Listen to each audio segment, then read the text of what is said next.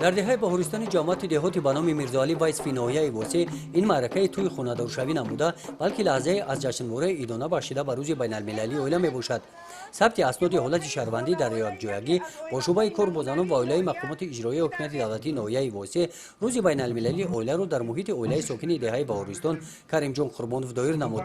کریم جان قربانوف همراه همسرش اویلای خوشبخت میباشند. فرزندان آنها در رویه وطن‌دوستی به کمال رسانیده همه‌شان را خانه‌دار کردند. در این چهاربینی در محیط ادانه به این نوخانه‌داران در خصوص تشکیل اویلا شهادتنامه عقد نکاح دولتی سپرده شد. با مادران این طفلکان باشند شهادتنامه تولد سپردند.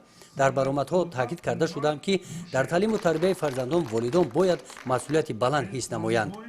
متاسفانه این سال نسبت سالهای گذشته بیکارشوی نکاح بسیار شده ایستاده است و فکر ما همین است از روی تحلیل های هر روزه که سبب اساسی هم بیکارشوی نکاح البته تیار نبودن خود جوانان به زندگی اویلوی است.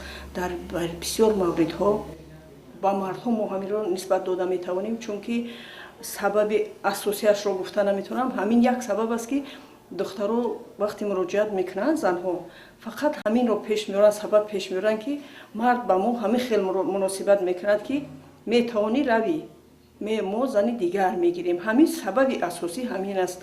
و من فکر میکنم که اینجا ما پدر و مادران رو گناهکار کردنی نیستیم و مصلحت دادنی هستیم که در موردی به شوهر دادن دخترو باید که کمترک تحمل کنند یا کمترک خلاصه در کاری برارن و تحلیل نمایند که آیا در زندگی آینده همینها خصلت‌هایشان موافقت میکند یا نه که در آینده بسیارتر زنها در نیمه راه میمانند با فرزندان نابالغ.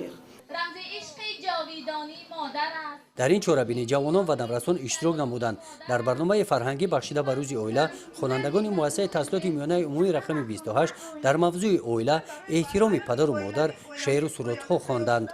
گزارش خواجه نظریف خدای نظر ظهورов از ناحیه واسه برای برنامه اطلاعاتی نوید.